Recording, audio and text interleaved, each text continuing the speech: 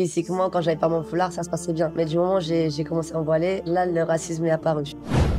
Je suis d'origine roumaine. Voilà. D'accord, Voilà. C'est la exact. question que tout le monde se pose, qu'on me pose souvent. Il y a un tout, c'est un climat social en fait qui est en train de se dégrader en France. Le Maroc aujourd'hui, c'est un pays où les lois de finances sont faites pour t'inciter à entreprendre, que c'était C'est d'une facile, hein. facilité absolue en fait. Bah oui.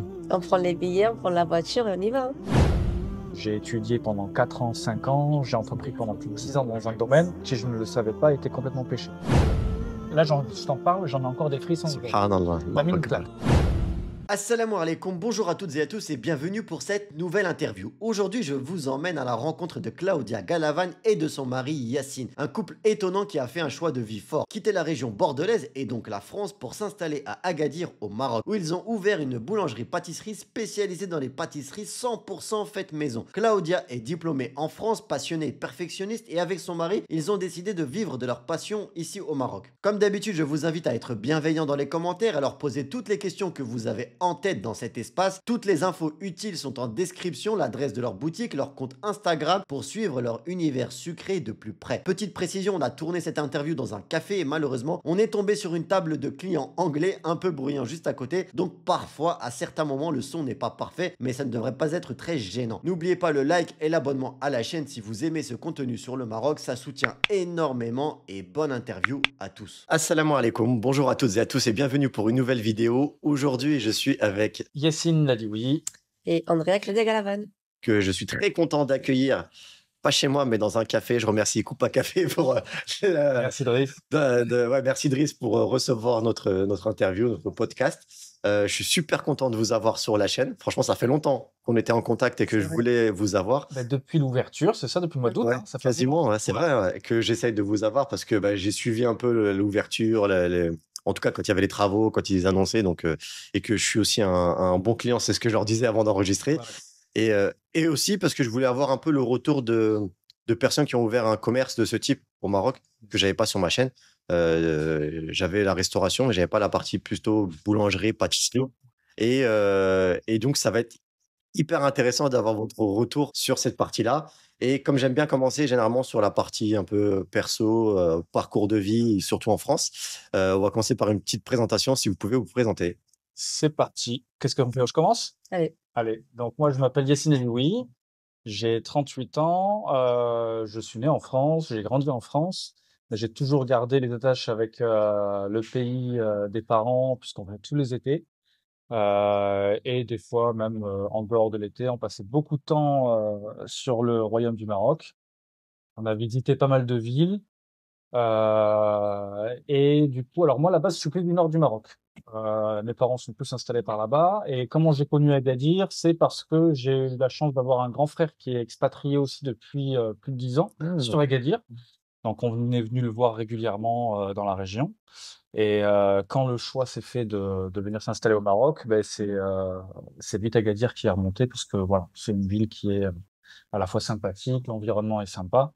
Donc, Et c'est surtout parce qu'il y avait l'océan. oh, et l'océan aussi. On Parce on vient de qu'ils Bordeaux. n'acceptent pas d'être dans une ville à plus de 30 minutes de l'océan. Exact. Voilà. Je te comprends, je te Voilà. comprends parfaitement. On était en région bordelaise, on avait l'océan pas loin, donc il fallait absolument qu'il y ait l'océan encore à C'est côté ça. ici. Donc voilà un petit peu comment mon parcours, moi, voilà, pays Foyen pour être exact, c'est le nom de la région où j'habite, à côté de D'accord. Bordeaux. Ok. Et ça fait maintenant 2 ans bientôt là qu'on est installé sur le territoire marocain.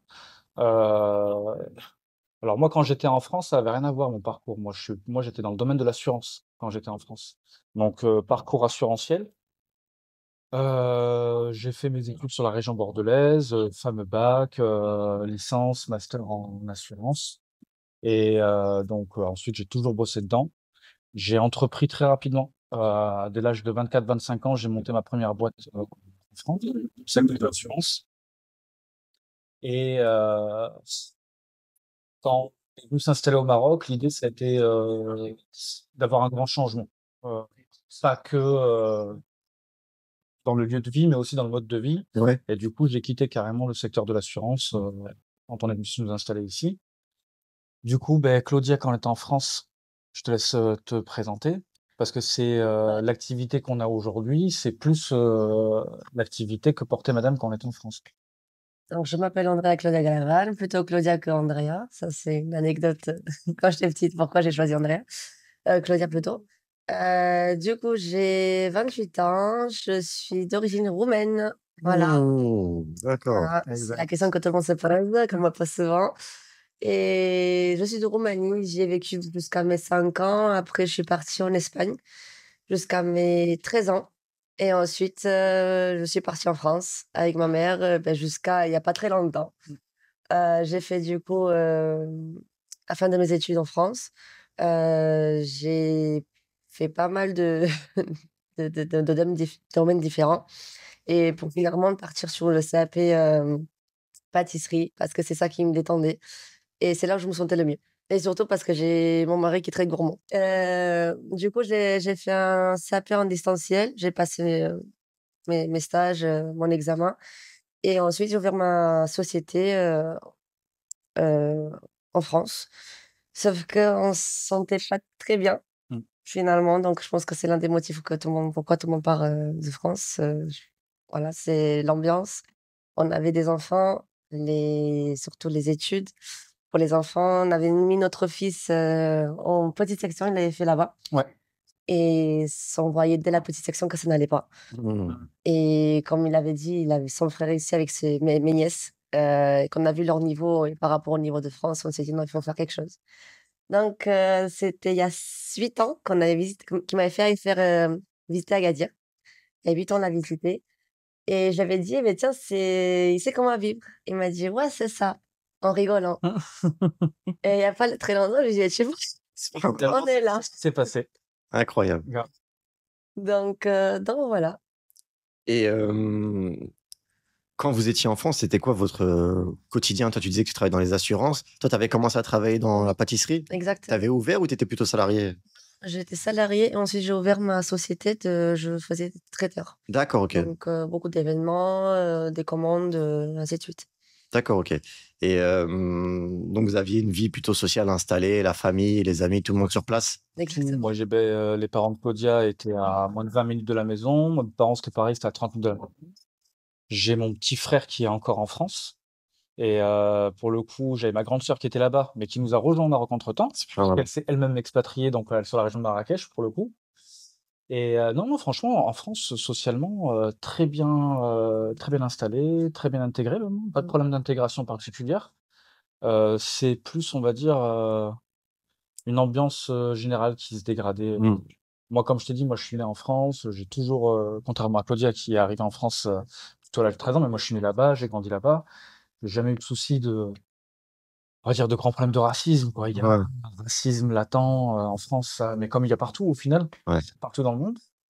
Mais non, j'ai jamais eu de problème de racisme, ça m'a jamais empêché de bosser, ça m'a jamais empêché d'avancer, de manger, de boire, de dormir et cetera.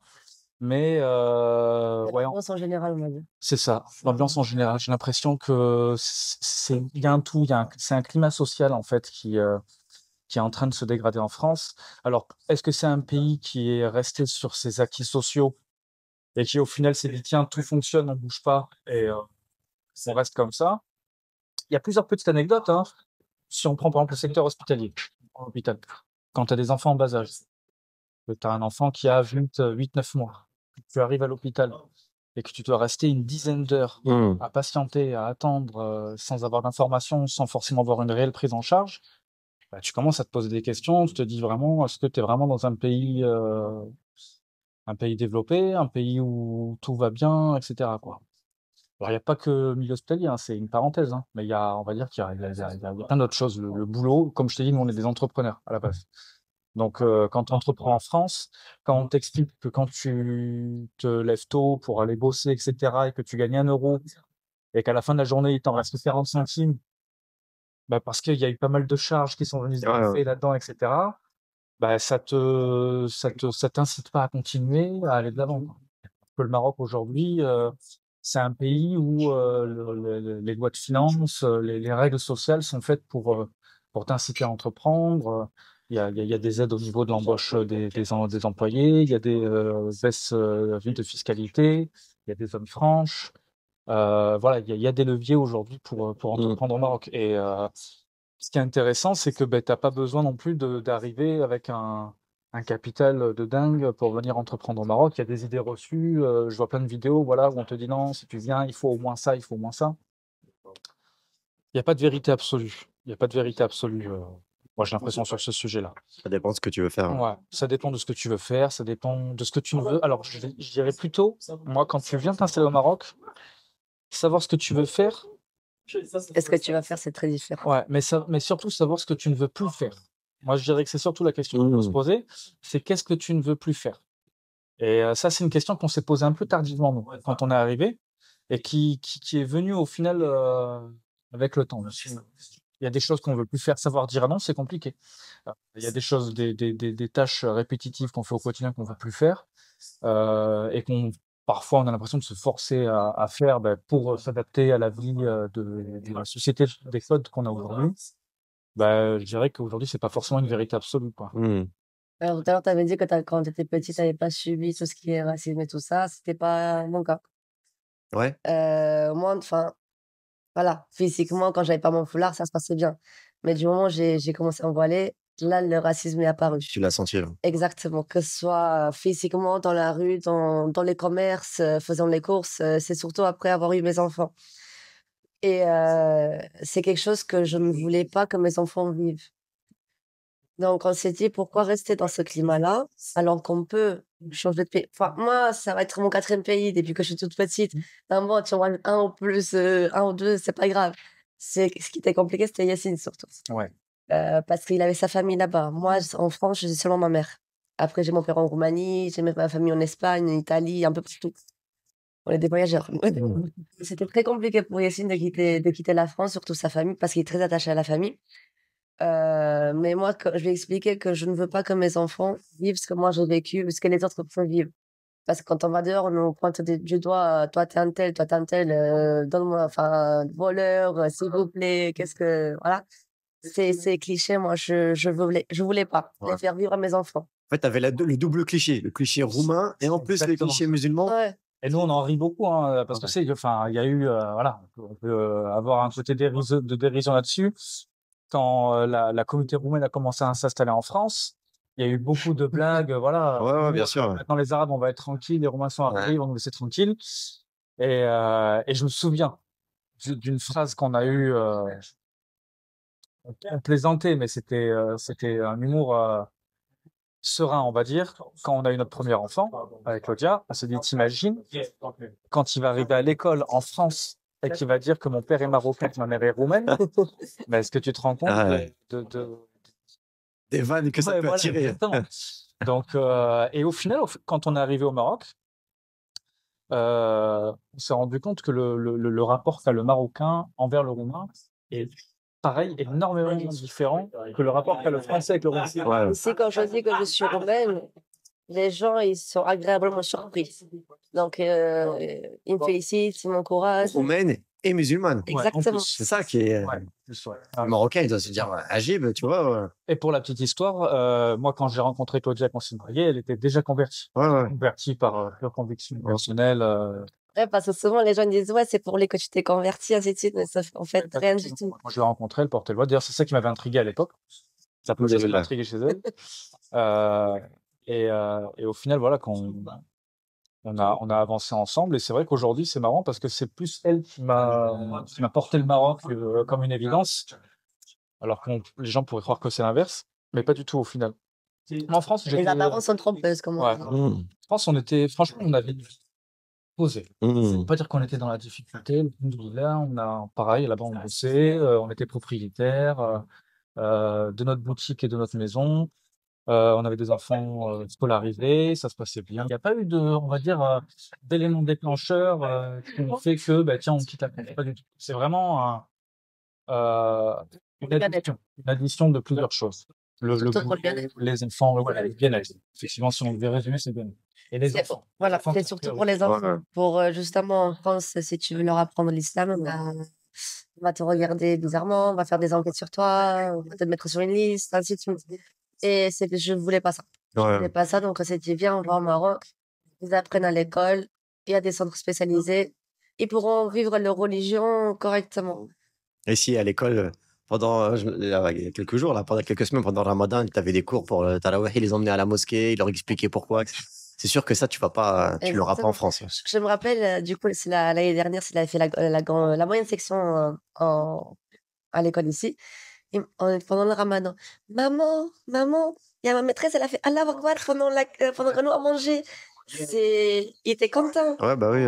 parce que, Faire la prière dans la salle de classe. voilà, Ouais. t'imagines ça en France, c'était. Ouais, et surtout, ça va leur Pas inculquer possible. que c'est normal au final, tu vois. Voilà. C'est pas eux qui ne sont pas normaux et que en fait, il y a pas de souci, tu vois. Ouais. Ouais, alhamdoulilah, c'est une excellente chose. Après, là, tu vois, on parle religion, mais même au-delà de l'aspect religieux, le code social, au-delà de la religion. Moi, quand j'étais gamin en France, j'ai pas changé, hein. Je suis même musulman, je faisais le ramadan aussi à l'époque, je faisais les prières aussi à l'époque. Moi, j'ai pas changé. Et j'ai l'impression que nous, quand on était enfant, enfin, on a vécu notre religion plutôt correctement quand on Ouais. était en France. Moi, j'ai eu la chance de vivre dans un petit village où il y avait une mosquée. Elle a été construite en 1995, on a eu notre mosquée dans un petit village de 5000 habitants en France. Les dimanches après-midi, les parents nous amenaient, voilà, pour essayer de garder justement cette culture religieuse. Il n'y a jamais eu de blocage par rapport à ça. Moi, quand j'étais gamin, j'entendais même pas parler du voile quand j'étais gamin en France. Moi, le voile, je le voyais, c'est tout. Ma mère le portait, mais j'en entendais pas parler. Jamais, j'entendais pas parler à la télé. Alors peut-être que je regardais pas forcément. Il n'y avait pas BFM à l'époque. Je la regardais pas avec la même assiduité. Mais non, mais franchement, ouais, je trouve que c'est impressionnant. Je sais pas qu'est-ce qui a fait est-ce qu'il y a eu un avant, après 11 septembre ou pas, je sais pas. Mais en fait, ça a vraiment changé. Et vos proches, quand vous avez annoncé le départ, et après on parlera de la vie au Maroc, quand vous avez annoncé le départ, ça a été bien reçu, ils étaient Ma choqués, mère, elle a pleuré. Subhanallah. parce qu'elle avait jamais visité l'Afrique. Le continent Afrique, il a jamais touché. Ouais. Elle ne voyait que sur BFM. Exactement. Ça n'a pas été évident. Mais bon, aujourd'hui, ma mère, elle est contente parce qu'elle a visité le Maroc. Elle est venue vous voir. Elle est venue nous voir. Elle voit dans quelle situation on vit parce qu'elle connaissait pas le Maroc hors ce qu'il y a à la télé. Mmh. Elle voit dans les conditions dans lesquelles on vit, elle voit nos enfants s'épanouir, elle voit que ça se passe bien, que c'est pas des attentats, c'est pas des je sais quoi, pas quoi. Donc ils sont plutôt contents même, ils viennent souvent, hein, C'est eux qui vont venir. c'est ça. Ils viennent de plus en plus souvent. Ils viennent, là, sur l'année qui est passée, ils sont venus 5-6 fois. Ah ouais. Et ils comptent venir de plus en plus régulièrement parce que vraiment, ils aiment Ils ont même envisagé de prendre un appartement, voilà. Subhanallah. marrant. Incroyable. Et moi, inversement, mes parents, c'est plutôt l'inverse, on va dire. Moi, ils s'inquiètent régulièrement. Ils s'inquiètent régulièrement, même au début, quand on leur a dit qu'on allait s'installer au Maroc, c'est grosse inquiétude. Même si ton frère était déjà là. Ouais, même si mon frère était déjà là, ouais. Depuis, alors qu'il était déjà là, même depuis plus de. Plus de 15 ans, non? Non, 10 ans. Ça fait 10 ans qu'il était là. Mais inquiétude qu'on peut comprendre. Dans le sens où eux, c'est un pays qu'ils ont quitté dans les années 70, Ouais. pas dans les mêmes conditions, etc., etc. Le Maroc, il a changé, même je le vois, quand on venait quand on était gamin, Mmh. c'est pas le même pays. Ça n'a rien à voir. Hein. Ça n'a rien à voir. Donc, ils s'inquiètent beaucoup. Je me rappelle souvent quand ta mère t'étais pas là, elle me disait tu parles à personne. Ouais. Tu les laisses pas rentrer chez toi. Ouais. Tu baisses la tête, maison, travail, et tu parles à personne. Et là, en fait, sa mère, c'est surtout la peur des gens. Ouais. C'est pas le Maroc en soi, c'est les gens. Ouais, alors c'est pour ça, c'est pareil, tu vois, quand tu dis en France que tu vas venir s'installer au Maroc, euh, c'est l'un des discours qui vient le plus régulièrement. Mmh. Faites attention, faites attention, faites attention, faites attention. Je sais pas pourquoi. En fait, c'est les gens de base, comme ça. Ouais. Ils ont toujours peur, il y aura toujours un aspect un peu négatif. Et quoi que tu fasses, que tu vas annoncer, il y aura un truc négatif. Même si tu dis, je vais lancer une entreprise, il n'a rien à voir. Ouais. Fais attention, c'est dangereux, ça marchera pas. Mais C'est les gens qui sont ouais. comme ça, tu vois. C'est surtout pour ça que ses parents, ils ont eu peur parce que ça faisait plus de 15 ans qu'il avait sa société qui fonctionnait Ouais. en soi. Et quitter du jour au lendemain le pays, le travail qui va avec. Mais c'est vrai qu'ils ont eu un peu peur parce qu'il a une femme ou 2 enfants, enfin Mmh. 3 enfants. Donc je pense que c'est ça qui leur a. Ça, c'est vrai que c'est un sujet important parce qu'il faut savoir que quand tu fais le pas de venir t'installer au Maroc, en gros, c'est sortir de sa zone de confort. Bien sûr. Alors, rentrer dans une autre zone de confort. Ça, c'est important de spécifier aussi. Mais on va dire que la réflexion de partir, c'est marrant, la réflexion pour prendre la décision de partir, elle occupe une trop grande place par rapport à l'acte en lui-même. Ah C'est ouais. Parce vrai. qu'au final, quand on a fait le pas, on s'est rendu compte que c'était C'est d'une facile, hein. facilité absolue, en fait. Bah oui. On prend les billets, on prend la voiture et on y va, hein. Ben oui, c'est juste vulgairement se mettre un coup de pied au derrière. Allez, on prend la décision, on arrête une date, on se fixe des objectifs et on avance. Une deadline, c'est super important. Ouais. C'est de se dire, voilà, à telle date, il faut que tout soit carré et on part. Bien sûr, il y a toute l'organisation derrière parce que Ouais, bon, tu plein de choses à organiser, où est-ce que tu vas vivre? Tu veux pas partir non plus sur un coup de tête comme ça. Mais tu as besoin de prendre cette décision. C'est Exactement, cette décision qui va faire que tout le reste va qui va s'enchaîner. conditionner. exactement. Ouais. C'est exactement ça. Mais au final, toute la réflexion, toute la prise, au final, plus tu réfléchis, c'est comme beaucoup de choses, hein.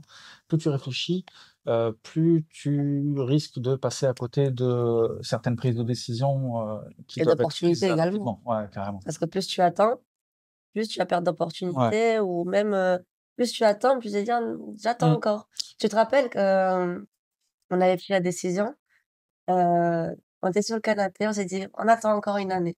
Ouais, Tu te rappelles? exactement. On a failli prendre une année de plus. De Ouais, plus, mais pourquoi faire, en fait? Pourquoi ouais, faire? ouais. Qu'est-ce qu'on attend de plus? Exact. Ouais. Et en fait, on s'est dit, c'est une fausse barbe, en fait. C'est une fausse excuse, c'est juste la volonté de ne pas prendre la décision tout de La suite. peur, en fait, c'est la C'est peur. ouais, C'est la peur. ouais, Ouais. c'est ça. C'est l'inconnu. Ouais, ouais.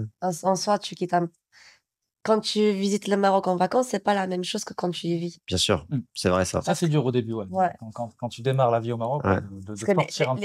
on va dire les premières semaines, les premiers mois, on vivait comme si on était en Ouais. vacances. Ouais. Et après, quand c'est vraiment installé, les enfants, ils ont repris l'école, on a commencé notre projet. Là, on s'est dit: «Mais en fait, on prend même pas le temps d'aller dans un café avec les enfants, se poser, profiter du temps». Mm. Parce qu'on est vraiment tête dans le guidon. Ouais, aujourd'hui, ouais. Ouais. Voilà, C'est c'est boulot, boulot, ouais. C'est la routine. Vous êtes rentré dans une nouvelle routine. C'est qu'il faut- pareil, on n'est pas dans on va pas vendre du rêve aux gens avec les vidéos TikTok Ouais. qu'on peut voir où on te dit viens t'installer à Marrakech au bord de la piscine, etc. Farniente, non, Ah, il faut payer les c'est pas factures, faut seulement, vivre. Hein. c'est pas ça. Sauf si tu viens en tant que rentier, etc. Au Ouais, Maroc, ouais. tu resteras rentier. Mais si tu viens pour entreprendre au Maroc, c'est pas en restant au bord d'une piscine ou sur la plage de Malafitla C'est clair. tu entreprends. Tu vas avoir des moments sympas. Exactement. Donc, tu vas profiter, café, bord de mer. Tu vas profiter, mais ta routine, tu vas bosser. ils sont Ouais. très cool. Ouais. C'est surtout le démarrage qui est compliqué parce qu'il faut apprendre les codes en fait. Les codes sont totalement différents. Non, ça n'a rien à voir. Tous Ça les n'a rien codes à sont. voir. Ce qu'on a connu, même dans la pâtisserie, dans les règles, dans les normes de sécurité, tout ça, c'est pas la même chose. Bien sûr. C'est pas la même chose et d'autant plus que par rapport, pour en revenir à la pâtisserie, Claudia, c'est vrai qu'elle a apporté quelque chose sur Agadir qu'il n'y avait pas forcément. Je veux dire, aujourd'hui, on n'est pas venu apporter un concurrent dans la pâtisserie de plus. On est venu apporter quelque chose de plus qu'il n'y avait pas forcément sur Agadir, une qualité vraiment optimale et sur les ingrédients qu'elle utilise et sur son savoir-faire. C'est vrai qu'il y a un savoir-faire qui est impressionnant. Moi, j'en parle avec facilité. Elle vous en parlera pas par humilité, mais moi, je sais, je peux te dire que en termes de pâtisserie, on est euh, on est au max quasiment. Tu Au vois ce que je veux top dire. niveau. Voilà, on est au top niveau. Moi, je me régale et à la maison et en dehors de la maison. Et, Je lui interdis le passage en boutique parce qu'à chaque fois, je le vois prendre des ouais, choses. ouais. Et du coup, c'est vrai que quand on arrive ici, ça a été évident de lancer le projet de la pâtisserie. Et par contre, c'était un chemin qui était semé de découvertes, Ouais. pas d'embûches, on va dire, parce que embûche, c'est un gros mot. On va dire semé de On découvertes. va justement faire la transition avec l'arrivée au Maroc Allez. et le lancement du projet, etc. Quand vous êtes arrivé, comment ça s'est passé? Est-ce que vous êtes dit on fait tout seul? Est-ce qu'on trouve quelqu'un qui va nous accompagner? Quand on est arrivé sans projet. Alors, Ah, donc quand vous êtes arrivé, il n'y avait pas encore la pâtisserie. Non, alors, en fait, D'accord. on aborde ce sujet-là, ouais. C'est un sujet qui est quand même. C'est intéressant. En fait, Ouais. quand on est arrivé sur Agadir, à la base, Toi, tu avais donc déjà vendu tout ce que tu avais à vendre. pas encore. Pas encore, pas d'accord. encore. Et l'idée n'était même pas encore là. À la base, moi, quand je suis venu à Agadir, c'était pour ouvrir un centre d'appel dans le domaine de l'assurance. Pour D'accord. vendre des produits Alors, d'assurance en France. avant de partir s'installer au Maroc, on avait déjà eu cette conversation de vendre son cabinet.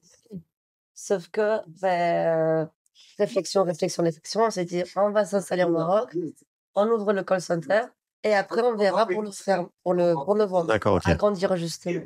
Je te laisse du coup. Ouais, parce que là, on va gros sujet religieux sur la table. Ouais. Moi, quand j'ai commencé dans le domaine de l'assurance, j'ai commencé dès l'âge de 18-19 ans, avec mon faible niveau religieux. Donc, j'ai étudié pendant 4 ans, 5 ans, j'ai entrepris pendant plus de 10 ans dans un domaine qui, je ne le savais pas, était complètement péché. Quand on est arrivé, plus j'avançais dans l'âge, je me rapproche de la quarantaine, j'ai des enfants, etc. Bien sûr. Ouais. Et au final, il y a un matin, tu te réveilles et tu te dis, vraiment, est-ce que tu es en train de manger du pain propre? Est-ce que tu n'es pas en train de faire manger du pain sale à tes enfants? Je comprends. On est arrivé sur Agadir fin août 2023. Début septembre 2023, j'emploie mes premiers rendez-vous pour lancer mon call center. Je visite un bureau prééquipé.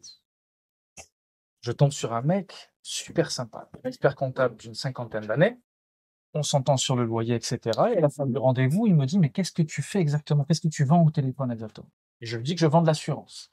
Et il me dit, Waldi, اسمح لي, je peux faire transition en arabe? Bien Il sûr. me dit, Waldi, اسمح لي, ما غاديش نكمل لك هاد المحل, ما كنخدمش مع هاد الناس هاد. Incroyable. Incroyable.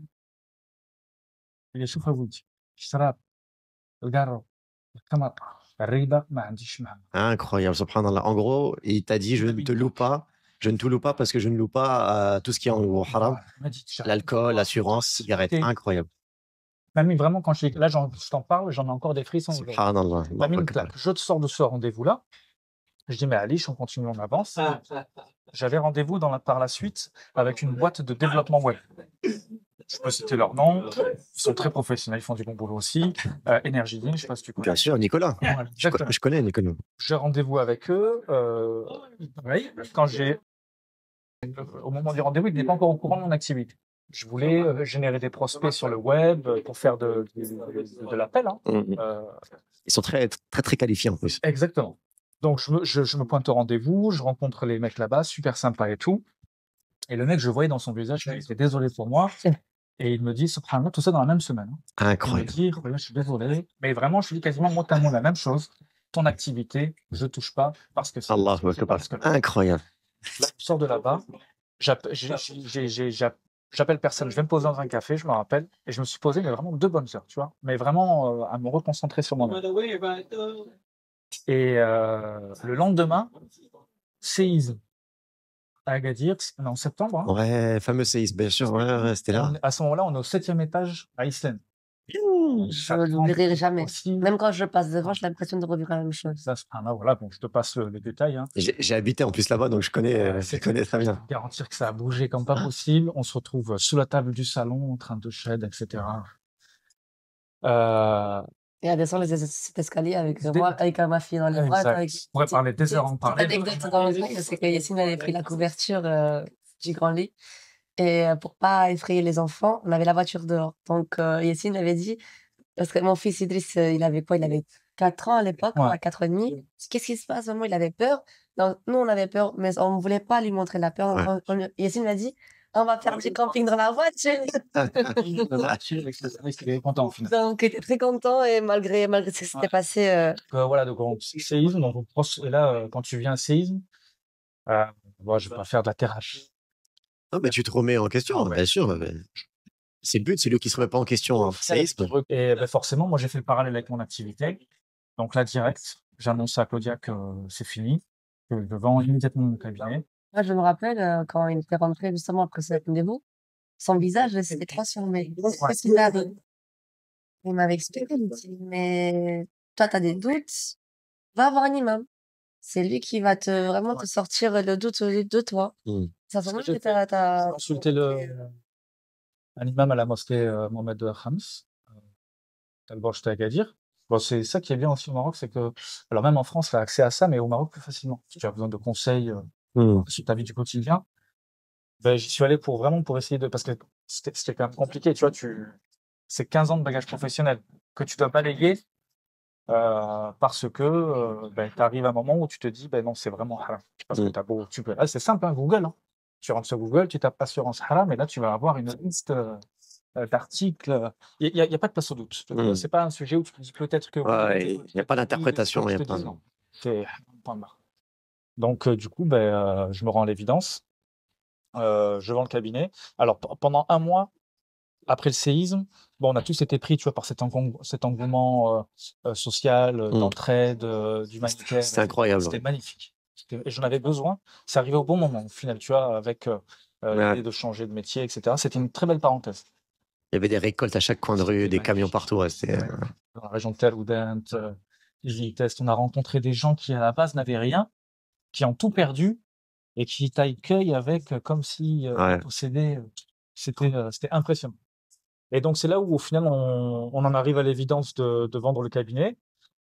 Et Et à ce moment-là, on savait pas encore qu'est-ce qu'on allait faire. non, Tu te rappelles? Toujours pas. exact, toujours pas, Ah, toujours pas. Et comment est-ce que ça nous est venu de bâtir la pâtisserie? Claudia, elle a un réel savoir-faire dans les mains.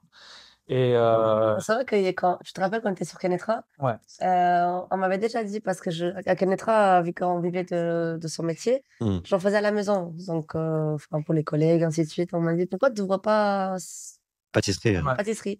Du coup, on avait fait le business plan à ce moment-là sur Kenetra, mais c'était pas, voilà, c'était pas, non, la clientèle ne suivait pas. Et après tout ce qui s'est passé, on a décidé, on s'est dit, ben tiens, on vend, on se donne un mois et on va voir ce qu'on va faire. Donc, on s'est donné un mois, sauf que bon, pendant un mois, qu'est-ce que tu fais? Tu vas manger à droite à gauche, tu vas te balader, restaurant, café, nayana.